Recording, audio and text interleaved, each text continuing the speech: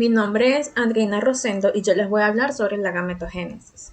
La reproducción sexual es un proceso mediante el cual dos organismos de la misma especie unen su material genético para dar lugar a un organismo hijo con una combinación única de genes. Para lograrlo, cada organismo produce células que contienen la mitad del material genético característico de la especie. Estas células haploides son conocidas como gametos. Los gametos masculinos son móviles, son pequeños y se producen en grande cantidad. Son conocidos como espermatozoides. Y los gametos femeninos son grandes, son inmóviles y se producen en menor cantidad y son conocidos como óvulos. La gametogénesis es el proceso mediante el cual las células germinales de cada sexo se multiplican, se dividen y se diferencian hasta formar a los gametos.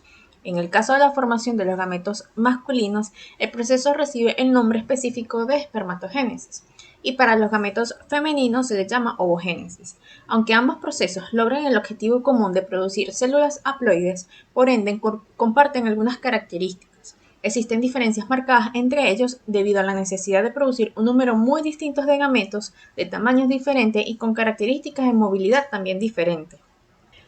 La ovogénesis se define como el proceso por el cual se desarrolla el gameto femenino. Este proceso comienza durante la etapa fetal y termina con la fertilidad, para la obtención de un ovocito que sea capaz de ser fertilizado, y esta debe pasar por una serie de divisiones mitóticas y meióticas con el fin de recombinar y reducir su material genético. Durante la vida fetal, las células germinales proliferan en el ovario por mitosis, formando un gran número de ovogonias con el propósito de crear un reservorio celular durante la vida fetal. La mitosis consiste en diferentes etapas. Durante la interfase, las células tienen un proceso de preparación en el cual aumenta el tamaño del citoplasma, duplica el material genético y continúa su crecimiento. En la profase, el material genético se condensa para después ser anclado y alineado durante la metafase y distribuido durante la anafase. Y por último, se forma el núcleo y el citoplasma de la nueva célula durante la telofase. Una vez terminada la fase proliferativa, las ovogonias son denominadas ovocitos y entran en división meiótica. La meiosis es un proceso celular que se divide en dos etapas, la meiosis I y la meiosis II. Durante la meiosis I, el ovocito recombina su material genético durante la profase, y esto da como resultado una célula diploide.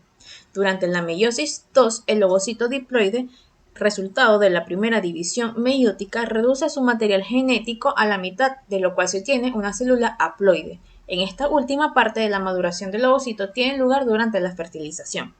Los ovocitos detienen el proceso de meiosis en dos ocasiones. La primera pausa ocurre durante la profase 1 de la primera división meiótica y termina al iniciarse la pubertad.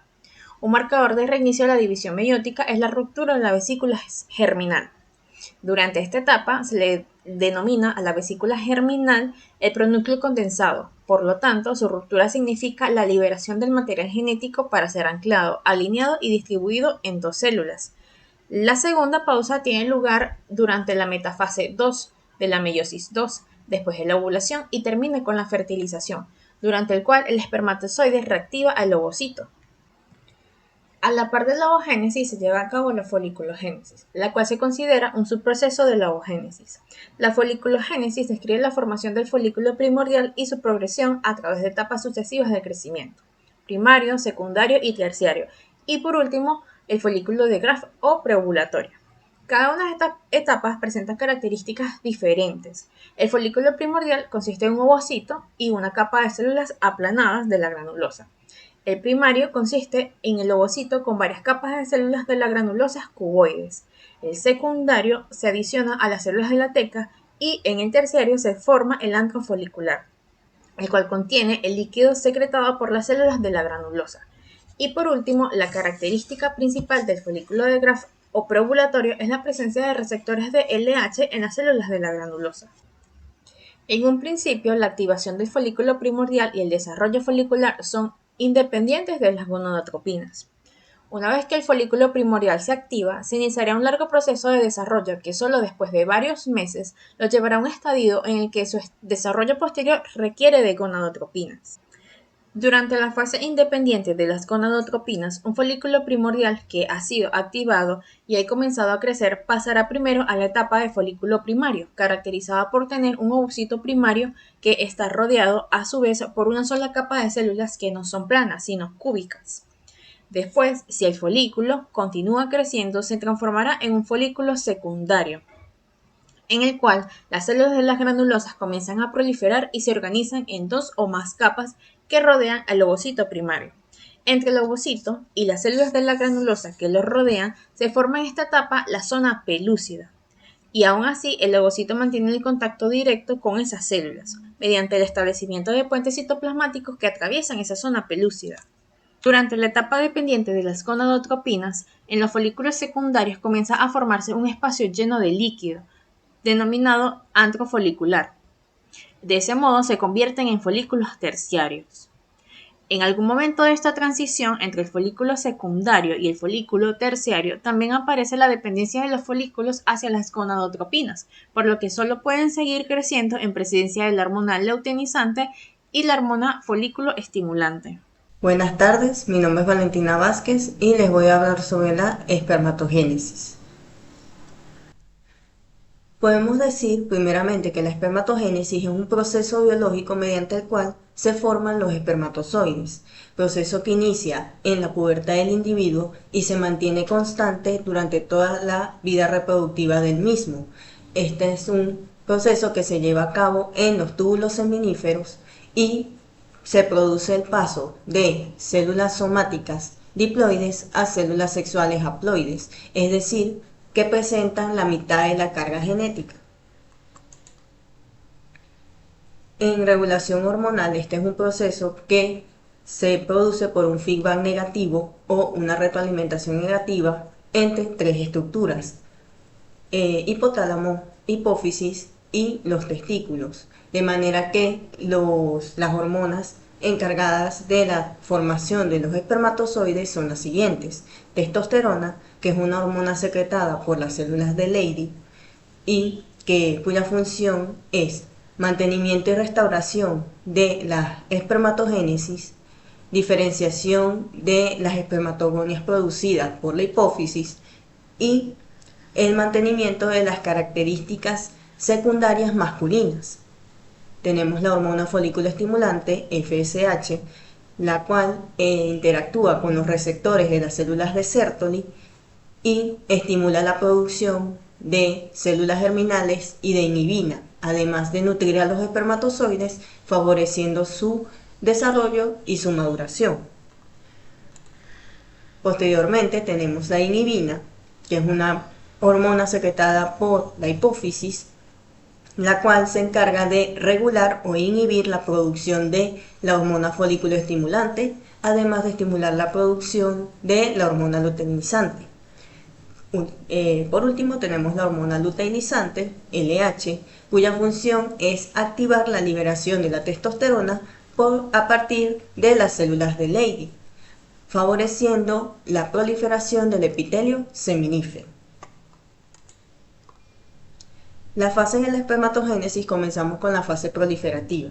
En la fase proliferativa, como ya habíamos dicho, después de la pubertad y durante la vida reproductiva del individuo, las espermatogonias, ellas se dividen rápida y sucesivamente por procesos de mitosis, de manera que la espermatogonia A0 pasa a espermatogonia A1, posteriormente a espermatogonia A2, A3, A4, una espermatogonia intermedia, hasta llegar a la espermatogonia B, la cual igualmente sufre el proceso de mitosis y se producen los espermatocitos primarios, finalizando la primera fase de la espermatogénesis.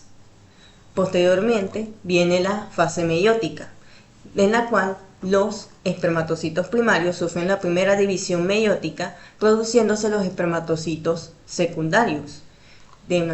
Además de que existen cambios en el material genético de los pares de cromosomas sexuales, es decir, estos se separan y cada espermatocito secundario, por ejemplo, uno presenta un cromosoma X y el otro presenta un cromosoma Y. Y en la segunda división meiótica, cada espermatocito secundario va a originar 2 espermátidas. Finalmente, tenemos la fase de diferenciación o espermiogénesis, es decir, se produce la transformación ya de esas espermátidas en espermatozoides estructuralmente equipados para la fertilización del óvulo.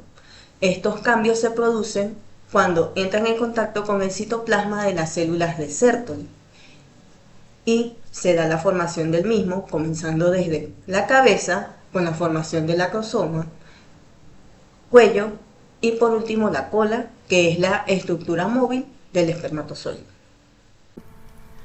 Buenas, mi nombre es Emilio Fernández y mi tema a tratar es acerca de la pubertad y la madurez sexual.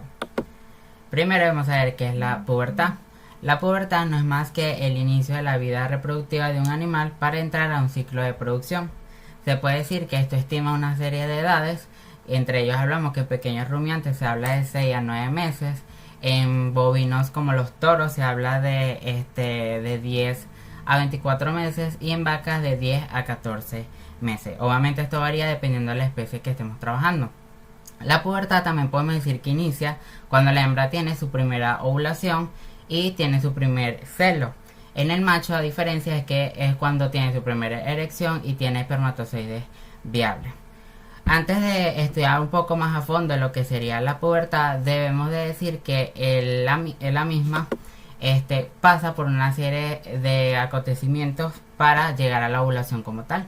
Entre ellos tenemos lo que sería cómo funciona el eje hipotálamo, hipófisis, gónada. ¿Cómo funciona?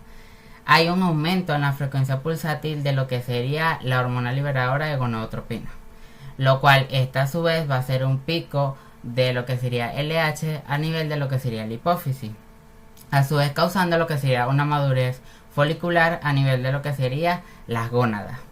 Esto produce liberación de estrógeno. Cuando estas liberaciones de estrógeno hace una retroalimentación positiva a nivel del hipotálamo, causando lo que sería que haya más pico de LH llevando a la ovulación y después de la ovulación llevando a lo que sería la pubertad. Hay una diferencia, es que esto se puede dar lo contrario. En este caso es que no hay esta frecuencia pulsátil de la hormona liberadora de gonadotropina a nivel del hipotálamo, tampoco de lo que sería una madurez folicular y a su vez no se va a dar la ovulación. Se puede decir que ellas trabajan junto a una red o un sistema neuronal, o también llamado subpoblación de neuronas. Trabajan todas juntas con un sistema de neuronas que serían inhibitores y excitatorias junto a neurotransmisores como el GABA, lo cual tiene receptores como lo que sería el neuropéptido. También está presente lo que sería el glutamato y también el óxido nítrico, lo cual a su vez van a hacer una activación de lo que sería el centro cíclico o la madurez central, llevando a cabo lo que sería la pubertad. Hay una gran diferencia que debemos notar, que es que en las hembras se activa este centro cíclico o madurez central, a diferencia que en el macho no. En el macho ocurre es que hay un aumento o tamaño de los testículos. También se dice que hay por lo menos en las especies como rumiantes o cerdos, hay un desprendimiento de lo que sería la mucosa prepucial, que se va haciendo paulatinamente. Hay factores que influyen a lo que sería la pubertad. Entre ellos factores tenemos los factores genéticos, que es por un genotipo que atrasa lo que sería la pubertad de los animales. A nivel nutricional tenemos lo que sería animales desnutridos, lo cual se atrasa lo que sería la pubertad, o animales bien nutridos, que más bien se acelera o se adelanta la pubertad de los animales. Cuando hablamos de edad y sexo es por las diferentes especies, que cada una obviamente es diferente, y en el manejo por lo menos es muy común en lechones, que puede ser que se adelante o se atrase por el tema de estrés, por viaje o traslados de fincas a mataderos, entre otros. Una madurez sexual no es más que el estado posterior a la pubertad, que se define como la capacidad reproductiva que puede ser completa o plena de un animal. También se habla de que en las hembras no es más que la capacidad de concebir, de tener lo que sería la gestación y el parto. A diferencia de los machos, se evalúa más que todo es la capacidad y la cantidad y la calidad espermática. También se evalúa lo que sería el líbido o las habilidades de monta. Vamos a hablar acerca de lo que sería unos indicadores fisiológicos claves para las hembras en su madurez sexual. Entre ellos tenemos que en los ovarios hay una capacidad de liberar óvulos maduros, también la formación del cuerpo lúteo, que es muy funcional para que se asegure una gestación, debido a que ayuda al transporte de lo que serían los espermatozoides. También se habla de lo que sería el útero, que es también tiene la capacidad de la implantación del embrión y el mantenimiento de la placenta y la gestación, para que se dé un buen parto. También la conducta y la receptividad sexual, que es cuando la hembra se deja como tal la monta sobre el macho. Ahora vamos a hablar los indicadores fisiológicos del macho. A nivel de testículos se dice que la producción de espermatozoides viables, con una buena morfología, también una buena descenso de los testículos y una maduración de los túbulos seminíferos.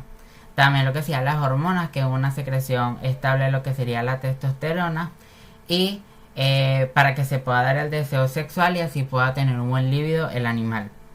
También las glándulas accesorias, que no es más que su buen desarrollo de cada una de ellas, y la conducta, que es a nivel de monta, la erección y la eyaculación.